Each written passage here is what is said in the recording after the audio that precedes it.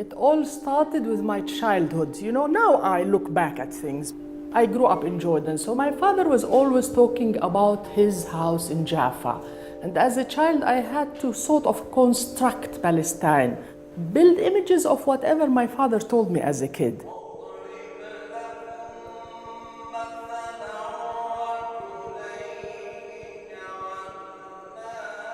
My father always talked about the 420 villages that the Israelis destroyed, and that number was magic for me. When I came to the first time in my life to Palestine, I was intrigued that the number of villages were 420 villages that exist now in West Bank and Gaza. So I have a mission of protecting the remaining 50% of what has been destroyed.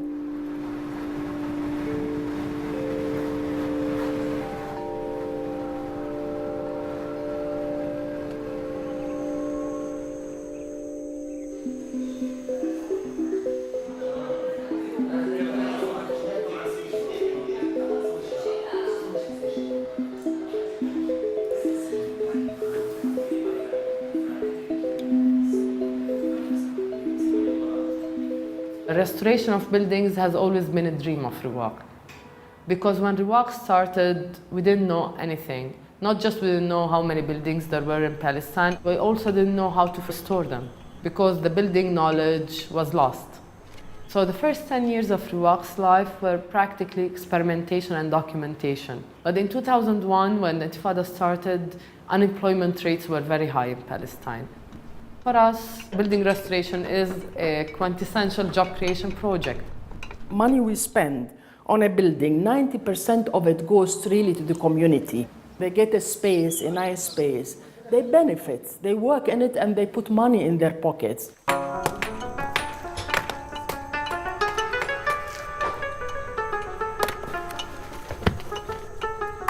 وكيف اندليت على الشغل مع رواق؟ في أبو محمد بكى المقاول الأول، فكان صديق والدي. اشتغلت مع والدي يومين فأعجبوا الشغل معه واشتغلت كملت معه. مهم بالفعل مهم إنه في أشياء قديمة تتجدد، تراثنا بضل. We use environmental material, we use organic material, we use locally produced material. We don't import a new material to make Palestine more beautiful. After working on single buildings and individual buildings, 60 or 70 projects like this, we discovered it's not enough. So in order to save more buildings and have a larger impact, it was okay, we need to work on a larger scale. We need to save towns as a whole. Our dream is to have these centers alive again.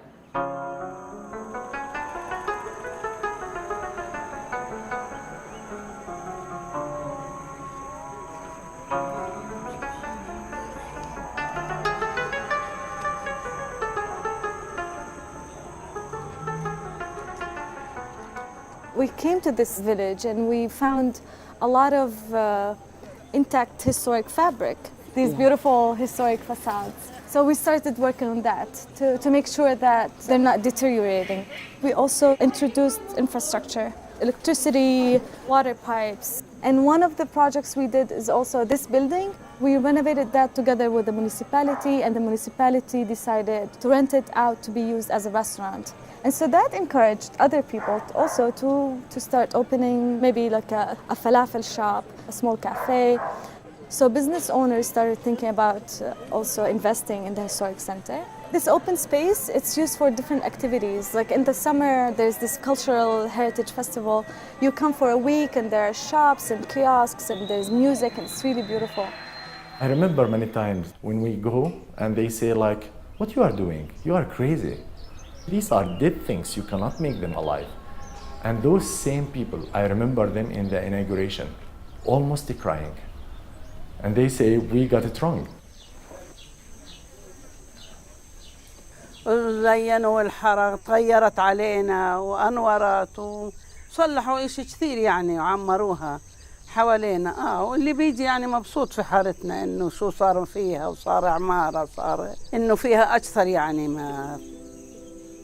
We don't want to neither gentrify these historic centers nor make them museums. We want the people who live there to help them in such a way that they can make use, their children can make use of the historic centers.